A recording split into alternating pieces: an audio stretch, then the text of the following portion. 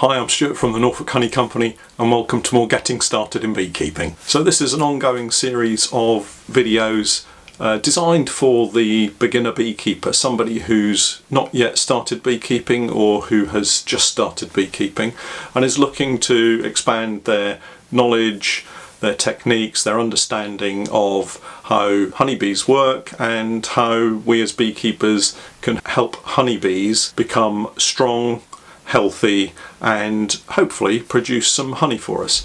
If you haven't yet subscribed, please do subscribe. We've got a growing list in this series which I think is building up quite nicely, and there are other playlists that we have that will help you gain an understanding of perhaps some more advanced techniques. And in today's video we're going to take a look at queen rearing. It might seem strange to say, but one of the easiest ways of raising a new queen is to do nothing at all. If you allow your colony to build up to a point where they are cramped for space and they've run out of room, they're building into a large colony, you will find that ultimately they will swarm, and in doing so you will lose half the colony, but the old queen always leaves with the swarm, so you will in fact be left with a brand new queen in the colony.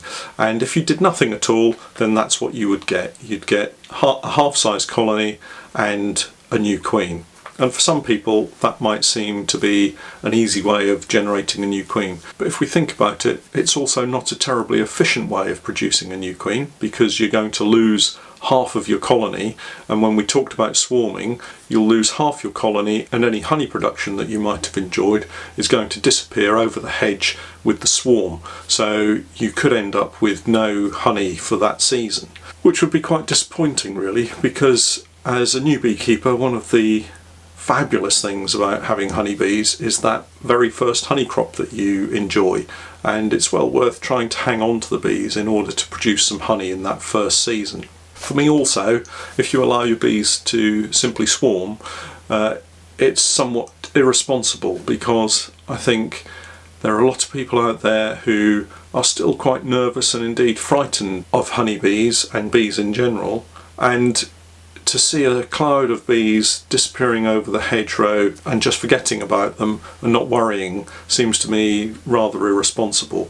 It's important that where we can try and control the swarming process, and producing new queens is one of the ways that we can do that. So if we're not going to allow the colony to simply swarm, what other methods could we use? Well, if you open up your beehive and you start doing an inspection, or just a general inspection, looking for queen cells, and you discover queen cells, then one of the easiest ways to deal with it is to remove the old queen, destroy her, and then destroy all bar one of the queen cells that you find. And if you choose a nice plump healthy looking queen cell, then once that queen emerges she'll go off and mate and come back to the colony and will be installed as the new queen. You won't lose any of your bees and you'll still retain any honey crop that they could produce. This option is a somewhat risky process, because if you miss any queen cells, then what you could do is just allow a new queen that emerges from the queen cell to disappear with a swarm as well. So you have to be very careful in looking for all of the queen cells and removing all bar one. Some people advocate leaving 2 queen cells just in case one of them doesn't turn out to be a healthy queen, but in my experience, if you leave 2 queen cells, the first queen will emerge and disappear with a swarm, leaving you again with half a colony and just the new queen and no honey. Perhaps a better way would be to take the old queen out and pop her into a nuke box along with a frame of sealed brood, a frame of newly emerged brood so that she has some empty cells to lay eggs into, and some frames of food. And if you keep her in a nuke box in your apiary, what you'll find is all of the flying bees will go back to the original hive site and the queen will be left with newly emerging bees. And the reason you give them food is because none of those bees will be out foraging, so there's potential for them to starve. So once they've got some food in there, they're going to be okay for a short while. The older nurse bees will start foraging and then return with food stores. In the old hive, you've then got a situation where you've got queen cells, you've got the flying bees, and again you need to knock down all of the queen cells except one, and once she emerges she'll then fly off and mate, come back to the hive, and then you've got a new queen. Again, it's a risky strategy because potentially if you miss a queen cell you're likely to lose a swarm. So how can we develop that situation so that you can have more control over the queen rearing process? When we talked about swarming, we talked about the three elements of what makes up a colony. So we've got the brood, the queen, and the flying bees. And those are the important elements within the colony. If you can separate 2 from 3, then you can prevent swarming, and that will help you produce new queens. So we have a particular method called an artificial swarm, and I've produced a separate video all about the artificial swarm which you can watch by clicking the link above. Basically what you do with an artificial swarm is that you remove the queen, so that's the old queen, and the flying bees from the brood that you have left. The bees that are left with the brood then go on to produce queen cells, and then you can remove all bar one of the queen cells. They will then produce a new queen. The issue with this method is that you are going to need some more equipment. So if you've got just one hive, you're going to need a second hive to be able to carry out the full manipulations that are required. So it is a little bit more expensive, but you ought to have some additional equipment to help with maintaining a clean and healthy colony anyway.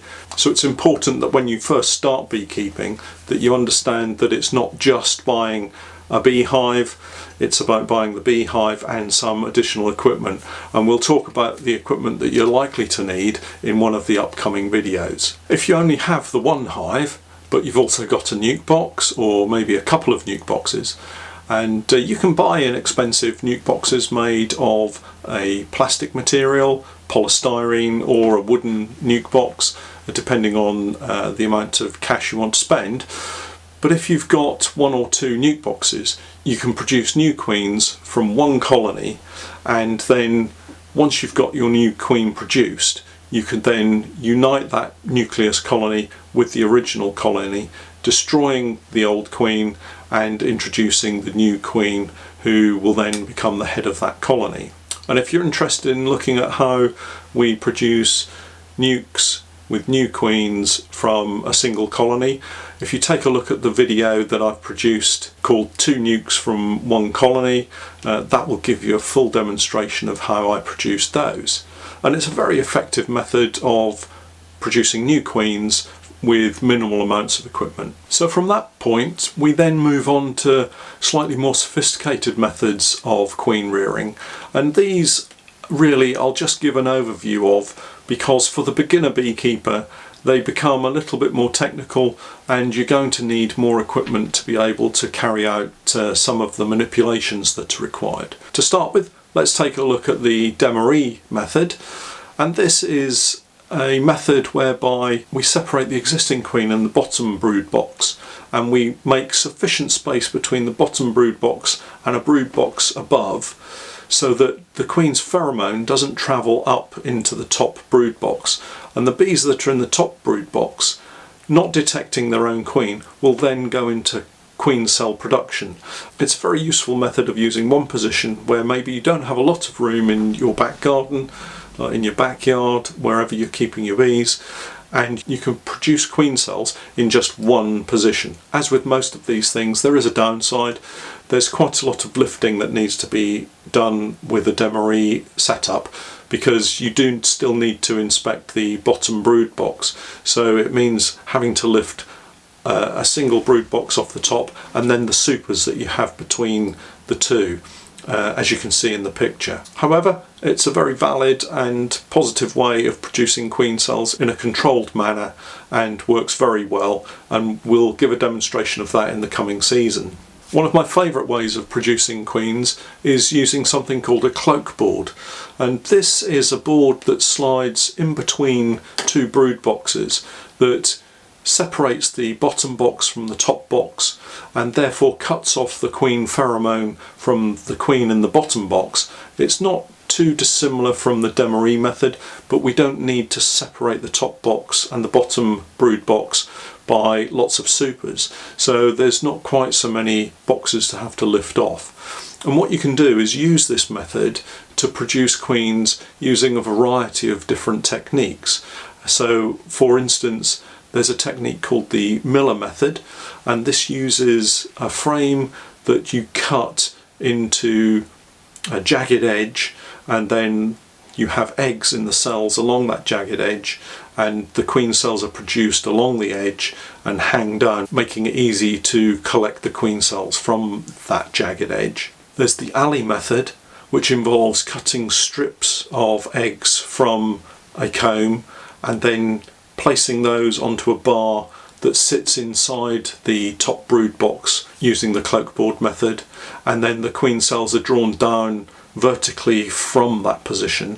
And again, it's a very easy method of producing queen cells. With these methods, you do need to make sure that you've got viable larvae of the correct age in order that you produce really strong queens. Following on from that, we've also got various methods of grafting, and you'll hear people talk about grafting to produce new queens, and this is a method whereby you use a small tool to scoop out the very young larvae from a normal worker cell and place it into a special cup that then hangs down from a bar, and the worker bees then draw those cells down into queen cells, and you can produce hundreds upon hundreds of queen cells. And this is one of the methods that commercial beekeepers will use to repopulate their own beehive colonies, and also to then sell honeybee queens to the general beekeeping population. And you can find them online at a range of different prices, but I've seen them